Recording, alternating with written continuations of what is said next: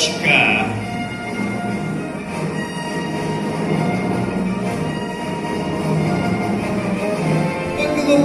В глубокой глубинке жила несчастная женщина, которая мечтала о ребенке.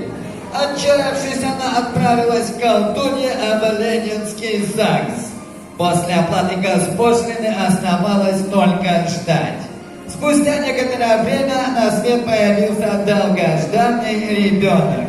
Он был совсем не похож на то, о чем она мечтала. Но свидетельство на имя Дюймовочка уже было зарегистрировано. Да пребудет с ними сила.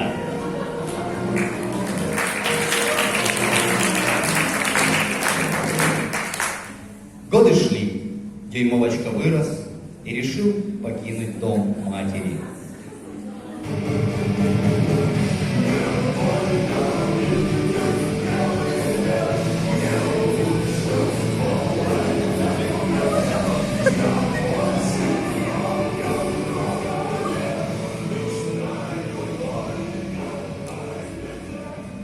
В поисках собственного жилья наш герой отправился в приемную депутата Жабова.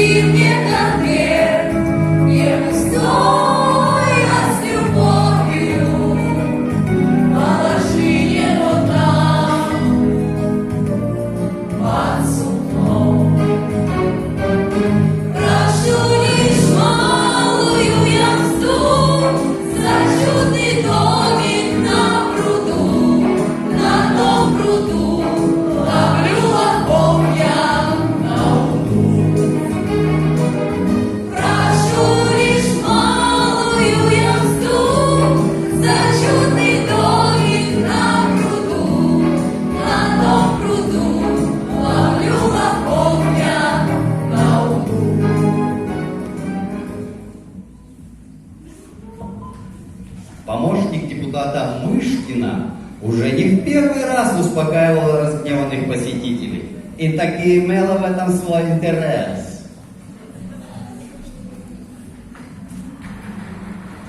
Успокоив Дюймовочку, она повела их в хостел к собственным братьям.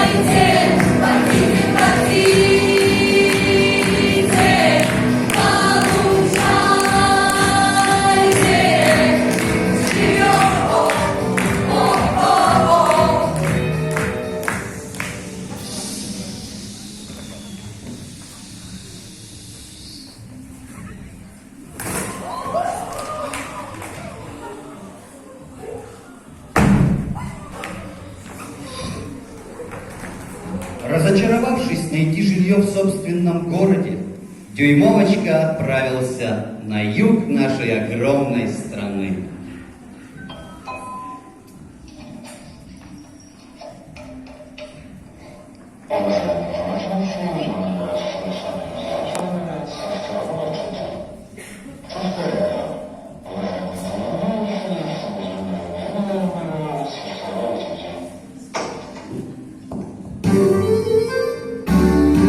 Потомственная немка мадам Грот каждый год приходила на перрон в поисках молодых людей с чемоданом и потерянным взглядом.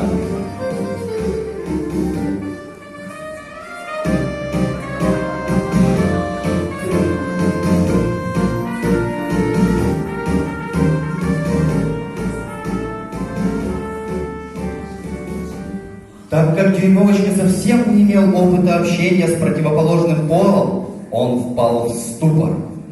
И только приехавшая в этот момент ласточка смогла спасти его.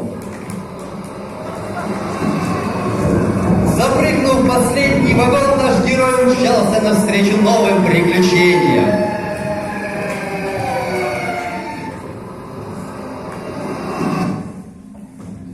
Огромный южный город, красивый стильный офис, энергичные деловые люди, агрессивная реклама эльфийского агентства «Эльф и Ко» не смогла оставить нашему герою ни единого шанса.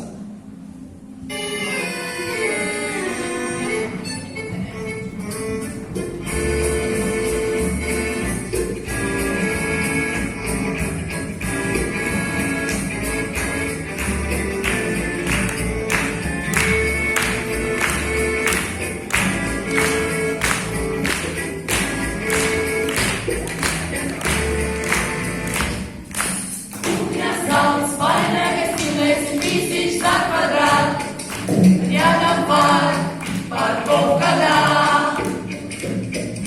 Во дворе шикарная пикетная, новый детский сад. Два кафе стояли спа. Принимай решение раз и навсегда. Это предложение, сказка и мечта. 1% даем, залогом слово берем. И даже мебель вам поможет подобрать. А мой вид колокол забудет ванна и пол. А где-то была же огромная кровать.